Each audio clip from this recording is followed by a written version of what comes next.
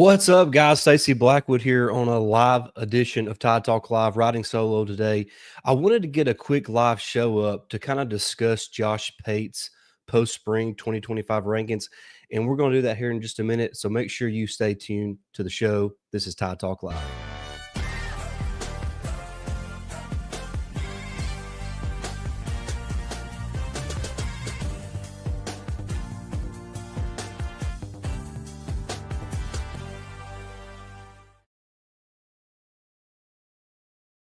Welcome in, everybody. Stacey Blackwood here from Tide Talk Live on the Believe Network. Proud to be here live on a special episode as we look at Josh Pate's post-spring rankings, which I found super interesting. Can't wait to dive into that. If you're in the live chat, please let us know where you're watching us from. What's up, Ben? Good to have you here. Ben's always supportive of us, so we appreciate that. And I want to know what you guys think as well about Josh Pate's spring rankings or post-spring rankings. And obviously he has Alabama at number 4. We'll talk about them in just a minute, but I want to look at really the top 10. I think the biggest surprise is no Georgia inside the top 10. He does have them just outside the top 10 at number 11, but teams like Oklahoma, Florida are ahead of the Georgia Bulldogs in Josh Pate's post-spring rankings. And I don't know about you guys, but Josh Pate is a guy that I have a lot of respect for, a guy who I think from a national standpoint does a great job of kind of keeping his finger on the pulse of the world of college football. He has great relationships with all the coaches, especially within the SEC. He does a great job of kind of traveling the landscape of college football and just looking at other guys or all the programs around the country. So I really take what Josh Pate says to heart, because I think he has a really good job of does a really good job of kind of keeping his finger on the pulse of college football. So he has Clemson at number 1, Texas at number 2, Penn State at number 3, and then Alabama there at number 4. And I just, you look at other rankings that we talked about last week. Andy Staples has Alabama, 7th. Joe Klatt 7th or 8th, Ari Wasserman I think 7th or 8th. So most people have Alabama in that 7, 8, 9 range in their post-spring rankings, and here Josh Pate has them inside the top 5 at number 4. And I just found that really interesting because, like I said, most of these other guys, analysts, do not have Alabama inside the top 5. So I think that this is a pretty fair place for Alabama when you really get to the nuts and bolts of it. And that's what we're going to do here in just a second. But before we do that, please do like, share, and subscribe here on our channel. We're also free and available on Apple Podcasts, Spotify, Amazon Music. So make sure you find us there as well. We're on TikTok, Instagram, Twitter, Facebook. Just search Tide Talk Live and connect with us on all those social media platforms as well. Let's look at Alabama. Why I think let's just talk about why I believe Alabama deserves to be ranked inside the top 5. And look, this is all just talk because we're in the off season of college football, and we have to find things to talk about.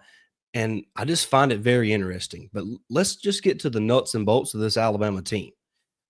They have a premier roster in college football. They've recruited inside the top 5 for almost 2 decades now, and Coach DeBoer has kept that alive. He finished number 3 in the country in the 2025 class, so there's plenty of talent coming in. Did a really good job of kind of keeping the roster together and not losing anybody in the spring transfer portal window, which I think is just huge. And so the roster is in place. Then you look at, well, what's the biggest factors in that roster? What's the most important pieces of that roster? You look at what this team brought back defensively. You bring back basically your entire front 7 outside of Jahad Campbell and Tim Smith. You bring back your entire secondary outside of Malachi Moore. So there is so much talent coming back on this defense that you have to feel good, especially with the way this defense closed the season last year, that they could be one of the best defenses in the country. I think their secondary is as good as anybody in the SEC, really even in the country. When you think about what they have at the corner spots with Zabian Brown, Damani Jackson, Cam Calhoun transfers in from Utah. You have the 5-star freshman Dijon Lee. And then you look at what they have at safety with Bray Hubbard, who I think may be the most underrated defensive player in the entire country. And then you also have Keon Sabb back as well. So just love what this secondary has. And then you look closer to the line of scrimmage at the linebacker position. You have Quay Rusall, you have Deontay Lawson, you have Justin Jefferson, you have Nikhai Hill-Green, the transfer from Colorado. You have guys along the defensive front like Tim Keenan, James Smith, Jeremiah Beeman. There's a lot of really good, talented players on that defense. So I think from a defensive standpoint, you could make the argument Alabama could potentially has the players to and the scheme to be one of the top defenses in the country. So there's really not a lot of question marks on that side of the football. Then you look at the offensive side of the ball, which is what everybody loves to talk about anyway. And yes, Coach Smook, this is live. Thank you for joining in, Coach Smook. Just get some comments real quick. Ben Ross, Bama had a great spring. No one lost in the portal and added some depth. Absolutely. And we'll talk about the added depth on the offensive side of the ball here in just a second. Ben also thinks that Josh Pate is on the money with it when it comes to college football. I agree with that. Bradley McGee. Hey, Bradley, this is one of my daughter's friends from school. What's up, Bradley? Good to have you, buddy. But yes, offensive side of the ball for Alabama. Let's just talk about that for just a second. Obviously, the biggest question is what is the quarterback position going to look like? I'm glad Josh Pate mentioned this on his show last night, that it's easy to blame one guy, especially when it's the quarterback position. But the woes on offense for Alabama last year was not all on Milroe. There was a lot of other factors that went into that offense. And so let's not just think that everything's going to be cured because we have a new quarterback. That's first and foremost. Now, I will say this. I do think having a more prototypical style of play at the quarterback position does tend to lead to better execution on that side of the football. Jalen Milroe, and I think an NFL scout said this, and I couldn't agree with it more. Jalen Milroe had the unique ability to make a play right when it was wrong, and then make a play wrong when it was right. And so you kind of had to live with the ups and downs of what Jalen Milroe brought to the table, because his ceiling was so astronomical because he could just do things on the field that most other players couldn't do. And then he would do some things that kind of left you scratching your head. So just replacing Jalen Milroe, who was a 2-year starter at Alabama, led him to an SEC championship, led him to the college football playoff, took him to overtime against the eventual national champions there at the Rose Bowl. It's not just you snap your fingers and you replace him and you're better. But I do believe in Ty Simpson. I think he's a guy who has waited his turn, done things the right way. He's entering his 4th year in Tuscaloosa, a redshirt junior. His 2nd year in the Kalen DeBoer offense. And in comes Ryan Grubb, who kind of has that old mentality when it comes to how he coaches his offensive skill players. So I like that. I think he's a former offensive line coach. So he's kind of a hard-nosed guy. So I love what Ryan Grubb is going to bring to this offense. I think if Ty Simpson can just execute what this offense wants to do and what this coaching staff wants to do, I don't think you're going to have anything to worry about. You have a lot of veteran players in the backfield, and Jam Miller, Richard Young, Dre Washington, some younger guys like Kevin Riley and A.K. Deere. Plenty of talent there in the backfield. Of course, there's only one ball to go around. So you have to be careful with how you use those running backs. And that's probably one of the things I'm most interested in seeing what this coaching staff does at the running back position. And so when you look at what they have coming back on the offensive line with Caden Proctor at left tackle, there's some question marks at left guard. Is it going to be Cam Dewberry? Is it going to be Geno Vandermark? Then you have maybe the best center in college football in Parker Brailsford, an experienced, really good guard, and Jaden Roberts. And then you have Wilkin Formby sliding there at right tackle, who you have to believe is going to be much improved from what he was last year. And so I think the offensive line at worst is going to be okay.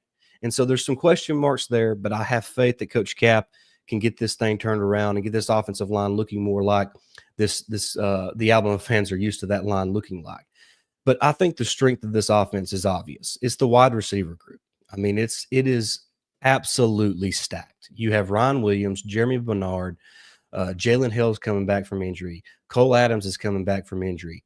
You have guys like Lotsier Brooks, Derek Meadows, There's so much talent in that wide receiver room. It legitimately runs 6 to 8 deep. Of how I don't know how you're not going to play at least 7 to 8 guys in that wide receiver room. So when you look at this roster in totality, it makes sense as to why Josh Pate would have Alabama ranked inside the top five, sitting there at number 4, just behind Clemson at 1, Texas at 2, and Penn State at number 3. And by the way, just ahead of LSU, who is at number 5. So there's 3 teams inside the top 5, according to Josh Pate, from the SEC, and Texas, Alabama, and LSU. And then the next SEC team that's ranked is the Florida Gators at number 9. And like I mentioned at the beginning, Florida and Oklahoma both are ranked ahead of the Georgia Bulldogs, according to Josh Pate. So one of the most interesting rankings I've seen in a while, because I really think what Josh Pate did here is, like I mentioned, he has his pulse, his finger on the pulse of college football, especially here in the Southeast. He lives in Nashville, and he has a great relationship with all the coaches here in the SEC. So I trust what he thinks. He's going to these schools, he's going to these programs and talking to the coaches, talking to the players, getting a good feel of where they're at. And so I have a lot of faith that he knows what he's talking about when he puts these rankings out. Ben Ross says, could this be the best wide receiver room in the conference? Wow. Y'all guys could help me out in the chat. I mean, I can't think of one inside the SEC that I would take over what Alabama has, especially in those top 2. I mean, when you talk about a duo of Ryan Williams and Jeremy Bernard, um, that's a pretty dangerous duo. People sleep on Jeremy Bernard. Ryan Williams gets all the love, and rightfully so. That kid is spectacular.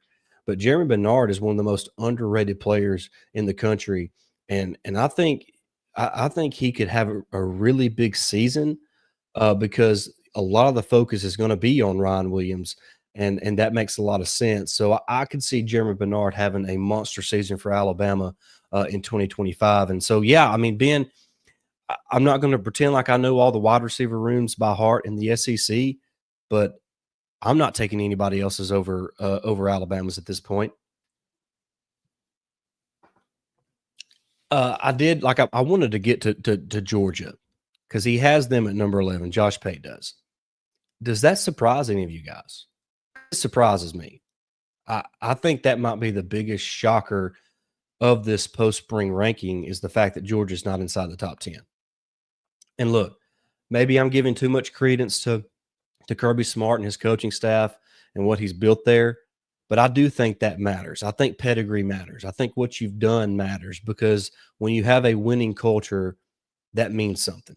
So it's a little surprising that he has Georgia there, but I'll say this: I think, and I think he even mentioned this in his show, that if fall camps gets here and some questions that he has start getting answered pretty quickly, that he could probably change that and move the Bulldogs up just a little bit. But like I said, I think out of anybody nationally, Josh Pate is the one I probably respect the most when it comes to, a guy who has his finger on the pulse of college football. Maybe not from an X's and O's standpoint, not that he doesn't know that, but I'm talking about the relationships that he has with the coaches and the players around the country.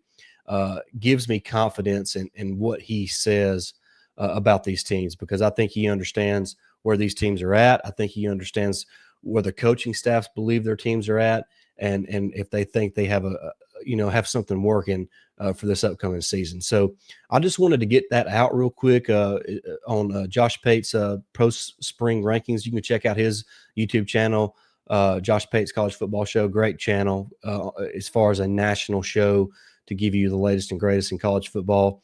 I'll run through his top 25 real quick, and then I'll be heading out here in just a second. So number 1, he has Clemson.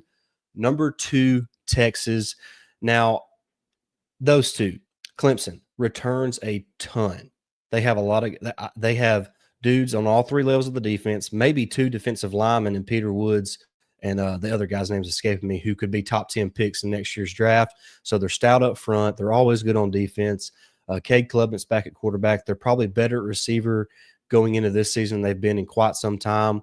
So Clemson is going to be a really good football team. Plus, their schedule being in the ACC really works out for them. I think they do host LSU to open the season, so that is a massive game in college football this season. Texas at number 2. The Arch Manning hype train has started, and I'm not sure where to sit on that. I've got to dive into this team a little bit more before I give my full opinion on what I think the Longhorns will be under Arch Manning.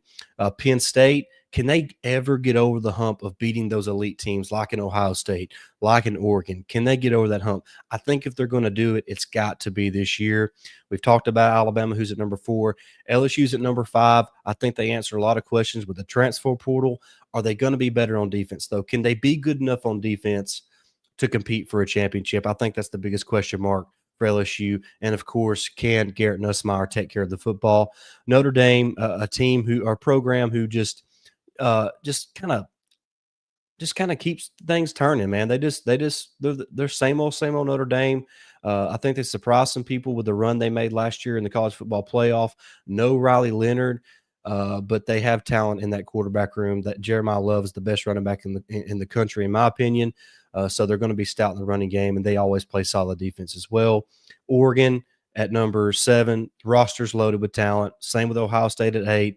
Florida and Oklahoma, huge wild cards going into this season. Can DJ Lagway and this Florida offense and Billy Napier figure it out, be consistent, make plays, and become a challenger in the SEC? Oklahoma, John Mateer, can he make Oklahoma a challenger in the SEC? That's the question for both those teams there. We talked about Georgia at 11, Miami at 12. I'm not sold that Miami can get over that hump as well. I just feel like Mario Cristobal is one of those coaches who just drops games that he shouldn't drop. Arizona State, they're probably going to keep rolling out there in the Big 12, which is a wide open conference. Texas A&M at 14, Illinois at 15, Ole Miss at 16, Georgia Tech at 17, South Carolina at 18, Michigan at 19, and Texas Tech at 20. So that's Josh Pate's post-spring 2025 rankings. I would love to hear what you guys think about this in the comment section below. So if you didn't get a chance to leave your thoughts in the live show, please do that in the comment section down below now. We would love to hear from you guys there. Real quick, before we wrap up our show today, shout out to the Alabama softball team who once again earned a host or a spot to host the NCAA regionals. They'll be in Tuscaloosa starting Friday. I think they play Jackson State. And then also Virginia Tech and Belmont are in their region as well. So good luck to the ladies this weekend in Tuscaloosa. Alabama baseball was able to get a huge series win over a top 10 Georgia Bulldog team. They will travel to Gainesville this weekend to take on Florida to wrap up the regular season. I think if Alabama can steal 2 games against Florida, I would feel confident they would be able to host a regional in the men's tournament this year, which would be the first time in God knows how long. So good luck to the guys on the diamond this weekend and the ladies as well. Really excited about what we have in store for you guys throughout the summer. Jake's going to be back with me really soon. We'll be taking a deeper dive into the schedule for Alabama this year. A lot of good matchups. Going to be tough to kind of decide which of the top 5 toughest matchups, but we're going to do that here probably later this week. And really excited about what we have in store for you. We'll tell you more about that as the weeks go on. But thank you so much, guys, for tuning in. I hope you will subscribe to the channel. We're closing in on 3,000 subscribers on YouTube. We're well over 1,000 followers on TikTok. We're pushing 5,000 followers on Twitter. So we just appreciate any way that you can kind of reach out and connect with us on social media. We would appreciate that very much. Like I said, thank you guys so much. We'll be back real soon with more content here on Tide Talk Live. And we just appreciate all the support we've received so far. And we'll see you guys real soon. Until then, roll Tide.